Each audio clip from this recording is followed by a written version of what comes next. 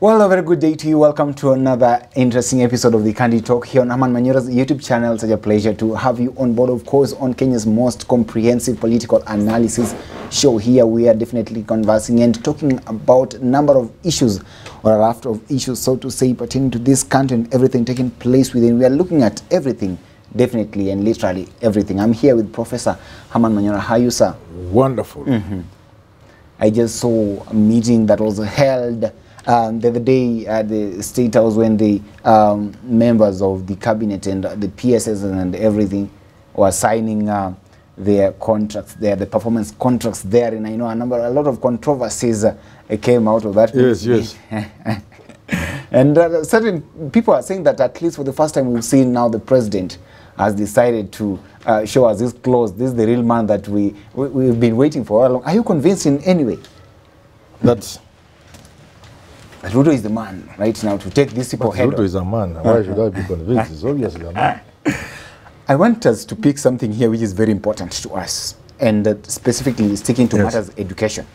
There is that report that was tabled to the president by the Presidential Working Party on Education Reforms that was led by Professor Mudavadi therein, and they've brought up a raft of recommendations to lead into what we call the transformation of the education sector in this country. I want us to base our arguments there. And of course, the president said that he's very happy with the group, and he says that for the first time, the entire country is resting because they've managed to solve the entire problem of education and all that has been there. And right now, actually, parents are okay with everything as they know where the children are going to go to.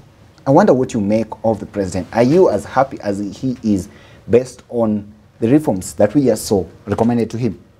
Well, he's trying his best. But from where I sit, education requires a lot more attention than we are giving it. This piecemeal, superficial approach to matters of education of children in this country will not help Africa, will not help Kenya. No. Okay. Because you see, you must understand the big problem here. The big problem here is that Africa is a giant. A giant that is being exploited by the rest of the world. So the success of the rest of the world is dependent on how much they exploit Africa. And Africa is the last place standing in many respects.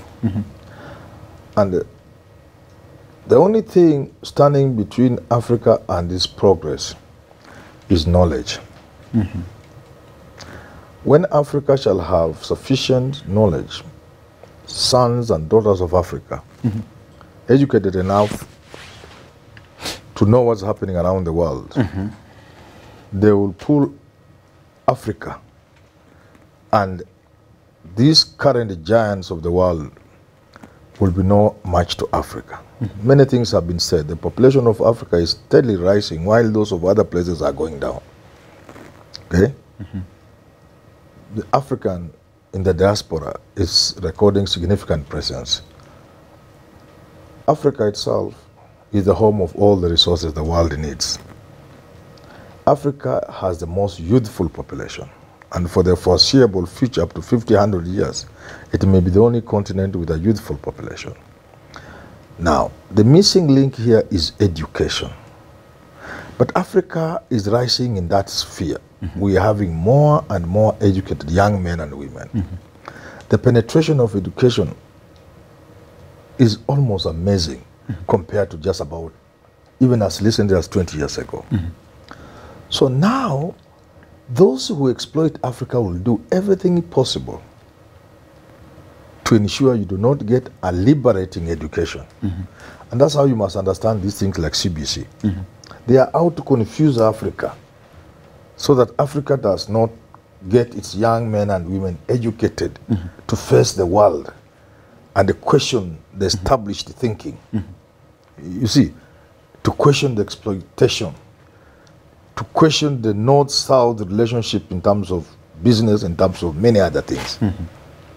I don't know whether you get what I'm saying. I do get you. So, when you are looking at education, that's where you must start. And therefore, I would only believe in the president I'm afraid I don't believe in the president when it comes to education. I supported him when he said, if I become president, CBC, I'll throw it out. But when he became president, they are now skirting around the issue and making all manner of things. The main thing is you must remove CBC first. Do you then concur with the president that yes, we need reforms in the education sector, but then the manner in which we are approaching these reforms is where you now come to draw the line, or rather disagree with him? You know, first you begin by demolishing CBC, throw it out of the window, number one. Number two, you look for low-hanging fruits. Education is about access and equality. So what can you do to make sure every Kenyan child can get quality education? That's all you do. Start there. Don't bring all manner of things that don't make sense. Just say, can every Kenyan child get education? Can they get to a school and learn? Can the learning environment be an environment where learning can take place? So that we don't have children sitting on stones under trees and purporting to be learning. Can we have decent classrooms? Can we have desks in the schools? Can we wire these things on the grid, electricity?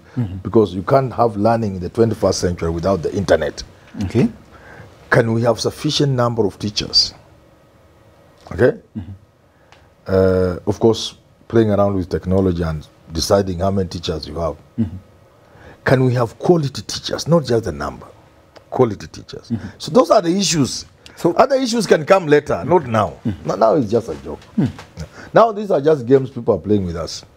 And pushing things down our throats. But they want to mess education in Africa. Because with a good education in Africa, it is Europe that will come and kneel and beg Africa. No, this working party was mandated by the president himself, and it comprised of very senior members of the education sector in this country, led by Professor Munavu, therein the likes of Professor Stephen Kiam of the University of Nairobi. Do you then think that these are the experts in the education system that we have right now?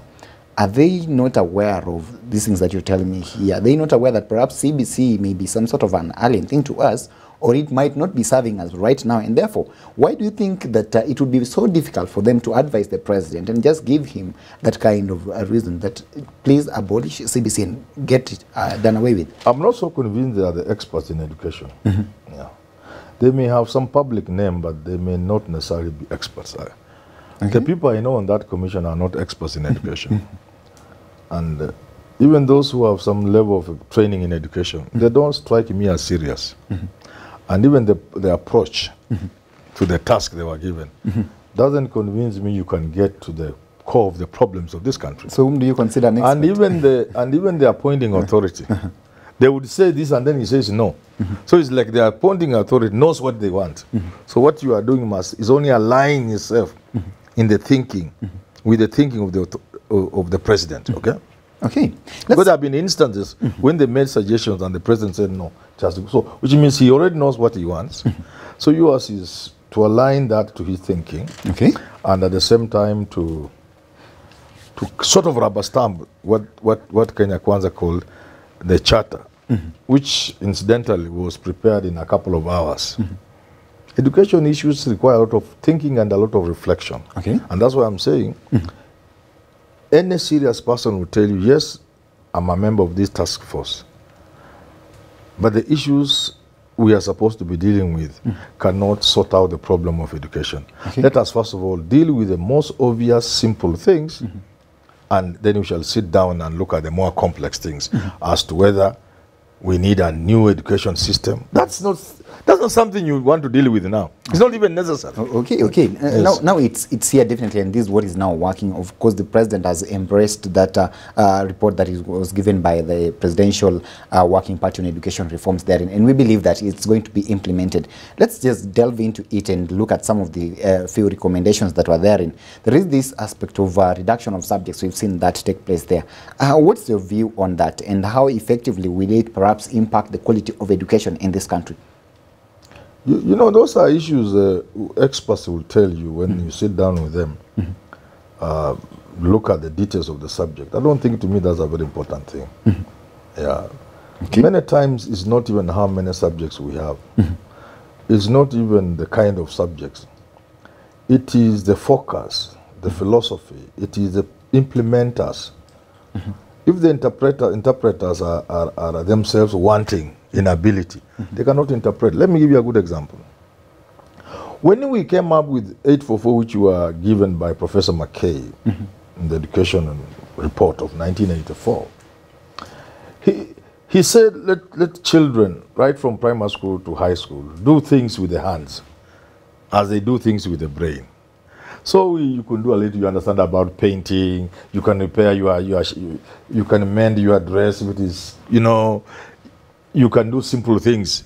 And that's what we saw when we were growing up in school. There was Zungu who taught us, people of my age. There were many people, they were called people on volunteer services, something from the UK, and then the Peace Corps from America. There were many in the schools in Kenya. I was lucky to be in a school for a short time, the short time I was in school. By the way, I never went to school. The short time I was in school, because I was in a very cold place.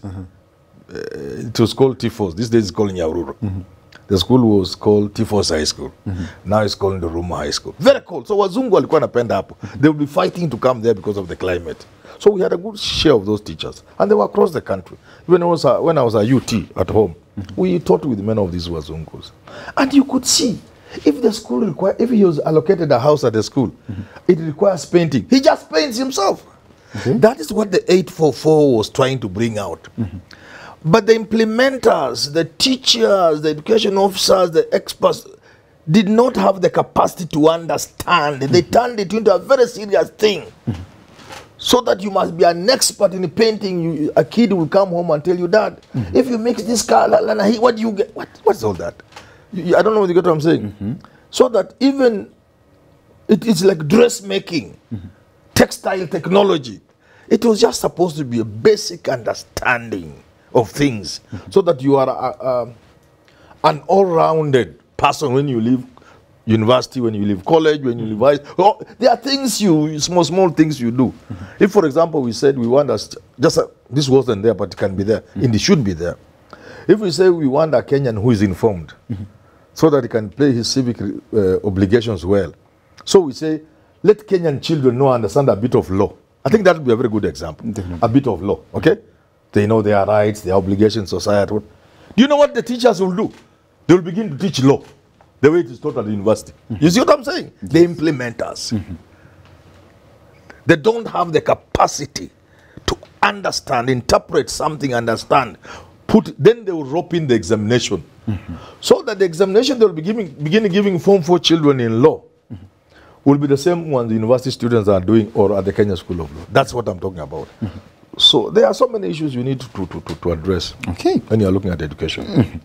Another thing that struck me most was the abolition of school classification. Of course, we've had national schools, extra county schools. So what will they put in place? They've decided to do that kind of abolishment, and they're just talking of replacing that with boarding schools, boys and girls day schools. It can't work. So let me ask you. It will still be, it will still be different. When you going to Alliance and going to Luombe Primary School, secondary school where I come from, they will be still two different worlds apart. But they're saying they want to deal with the you can stop calling it a national school, but will Alliance stop being Alliance? They're saying they are dealing with a cutthroat competition for places in the secondary schools. They said even this is not the first time they are saying.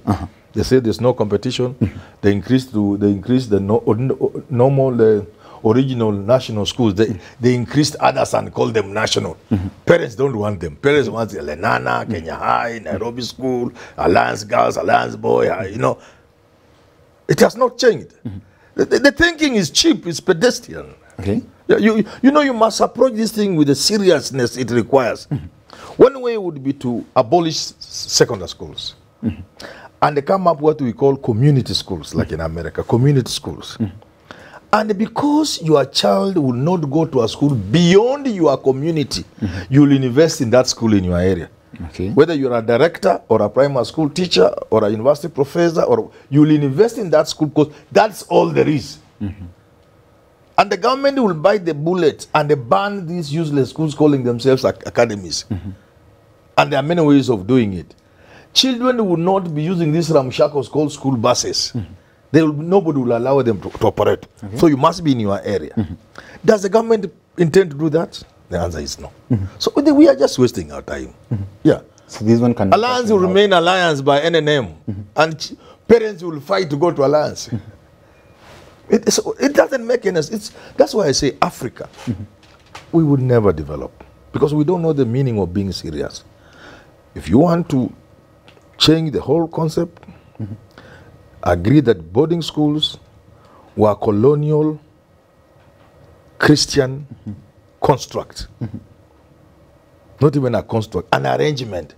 Because they thought a girl like this one, if she goes to school, if she's at home, she must be removed from a pagan surrounding of her parents. Mali kuna tabia mbaya, mila mbaya, atoke apelekwe mbali ndio asome. That's the concept of boarding school. And the Kenyans think boarding schools are everywhere in the world. Abolish them, as in abolishing them. Now, what are you going to do with the big schools? This is what I'm saying, those people in that team, they have no capacity to think. Okay. What do you do with the Alliance High School? You turn those ones into training centers. You demolish them. You remove them from school category. They are not schools anymore. So that Lenana High School is no longer a school. It is where we take teachers for refresher colleges. The facilities at Nairobi School, it is not a school anymore. The facilities at Nairobi School are to be used for preparation of educational material. That's where teachers of history gather during holidays to prepare material so that we move away from textbooks. The teachers design the teaching material, the reference material, the books, the manuals for students to read. It's done at Moi High School, Eldoret. I don't know whether you get. Limuru Girls is no longer a school. It's a place where teachers of mathematics go to get new skills that have new developments in the field of teaching mathematics. I don't get it. So we remove them from the map. Then we remain with the ordinary schools and block them as community schools. So that if you are in a certain location, a radius of say 5 kilometers, your child cannot leave that radius to go to another school. You can still take your child to a private school. Okay? But the danger will be if you take your child to a private school, we will not give our exams to those people in private schools. Let them take those London things and let them go to high schools, if they are in primary, high schools that are the same, not Kenyan system. And then when they go to UK and get jobs, they will queue behind Kenyan children when there's a government job. I wonder why you... That's the radical thinking you need to change. I wonder why you'd be throwing cultural integration into the bucket there. Then let's leave that, because definitely for these kids, those who live those young men who are born perhaps in Nyanza, when they come of age and are supposed to join high schools, some of them go to learn in Central. I know so much about... Others go to learn elsewhere. I know so much about Australia. Have I been to Australia? Okay. You don't need to be... You can't walk physically to a place to know. You don't need to go to Central to know about Kikuyus. You'll interact with Kikuyus on WhatsApp, on everything, and we'll discuss about cultural integration and its importance and all these. But no, that's a stupid... That is a very cheap way of looking at culture. So you don't see, for instance, look at the national schools here. Don't you know? Kenyans know about all over the country. Kenyans know about Netherlands. Do they need? You go to Netherlands to know about the Dutch, that they are not racist like other people. Integration. How these people come to make friends, at least. No, that's somebody comes from Central, meets with somebody from Nyanza, all the way from Kisi, all the way. My friend, and then there are many avenues of interaction. Okay. So that it doesn't have to be the so-called boarding school, so that a Kikuyu will meet a Luo. You think a Kikuyu child doesn't know there's a Luo? Okay, my problem is, I wonder why you would confine somebody to his own community and let this person learn there, work there, and live there. That's a little bit cumbersome for me to understand. But then, let me get to... But somebody will also ask, why are you consigning Okinyi to Kenya? Why is he not in New Zealand? Why are you not in New Zealand? Yeah. We shall debate about that. Finally, Prof, let's talk about the mandatory community service that was said. That is 3 years. Of course, it comes before and after your tertiary training.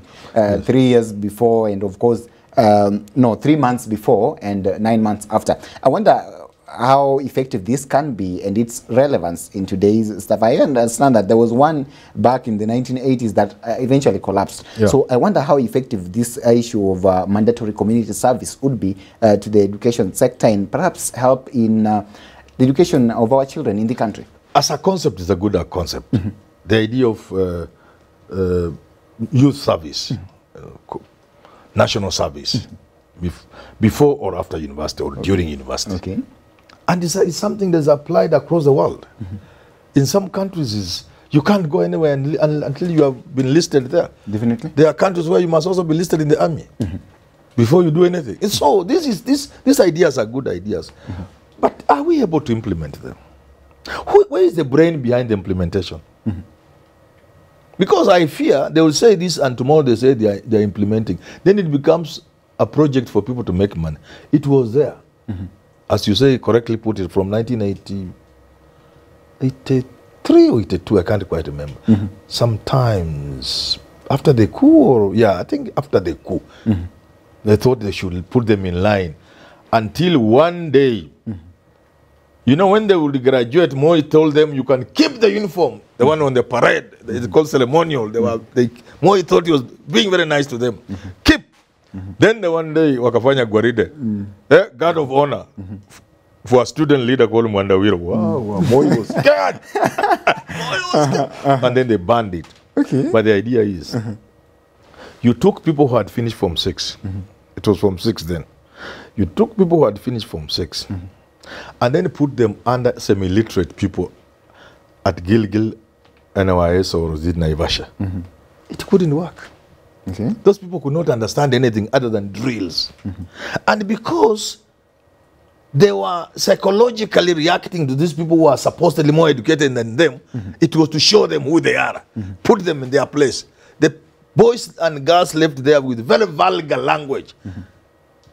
It was physical torture for them and vulgar language to put them in their place. Because most of the guys were semi-literate, trying to deal with people who are going to university. I don't get it. So, these are good ideas, but who is there to implement these ideas?